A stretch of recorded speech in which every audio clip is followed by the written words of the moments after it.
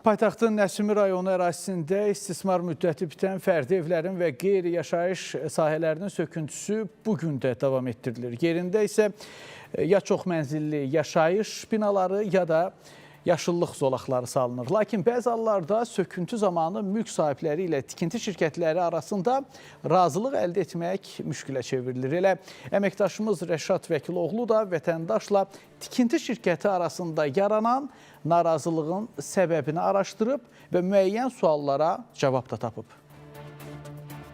Onlar məni aldadılar. Divarımızın enliliği 87 santimdir. Bunlar deyir biz içərdən içəri ölçürük.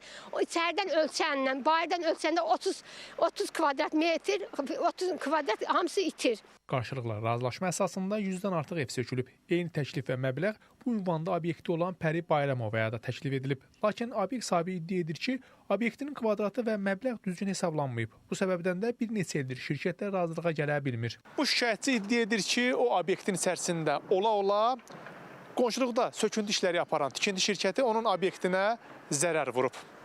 Səbəb isə illərdir bu obyektin sahibi ilə tikinti şirkətinin həm ölçü, həm də kompensasiya məbləği arasında razılığa gələ bilməmələridir. Kvadratına nə qədər istəyirsiniz? Mən pul istəmirəm, mən hazır yer istəyirəm. Mən gördünüz nə qədər beşim var.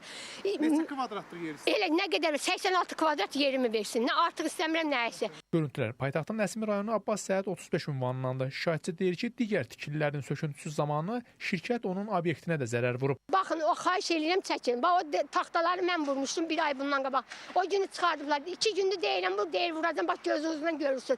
İçəridən də çox qırışadan bax, orta hissə belə də çöküb, ortadan belə yapışıb patolog. Ərazidə söküntü aparan iş icraçıları Pəri Bayramovanın obyektinə həqiqətən də zərər vurublar.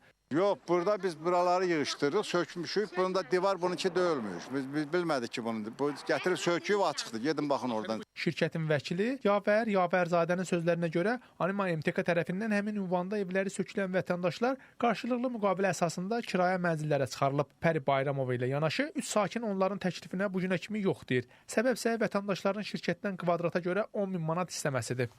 Hazırki iş hazırda Nəsimi rayon məhkəməsinin icraatındadır.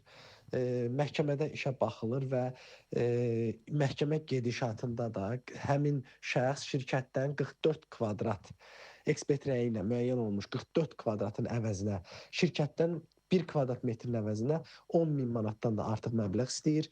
Yəni harca 450.000 manat civarında. Şirkət olaraq həmin şəxsə 200.000 manatdan artıq kompensasiya ödəməyə hazır olduğumuzu bildirmişik. Eyni zamanda həmin yerdə yeni tikiləcək binada onun mənzilinin əvəzinə 50%-dən də artıq yeni sahəli mənzil təklif edirik, təmirli mənzil. Eyni zamanda kirayə haqqı da ödəyirik. Vətəndaşın razılaşmadığı üçün şirkət tərəfindən ona təzyiq edilməsi iddiasına gəlincə, həmin qeyri-yaşayış sahəsinin yanında olan tikililərin, yəni razılaşdırılmış sakinlərin tikililərinin sökülməsi zamanı yüngül zərər dəyib, həmin zərər də aradan qaldırılıb tərəfimizdən. Eyni zamanda əgər bu iş məhkəmə müstəvisindədir, hansısa bir zərər məbləğinin müəyyən edilməsi halı baş verərsə, biz həmin zərəri də ödəməyə hazırıq. Nəsimi rayon icra hakimiyyətindən isə bildirildi ki, şikayətçi Pəri Bayramova rayon icra hakimiyyətinin rəhbərliyi tərəfindən də qəbul edilib. Problemin həll edilməsi istiqamətində aidiyyəti üzrə tapşırıq verilib. Rəşad Vəkiloğlu, İlkin Həsənov, Space xəbər.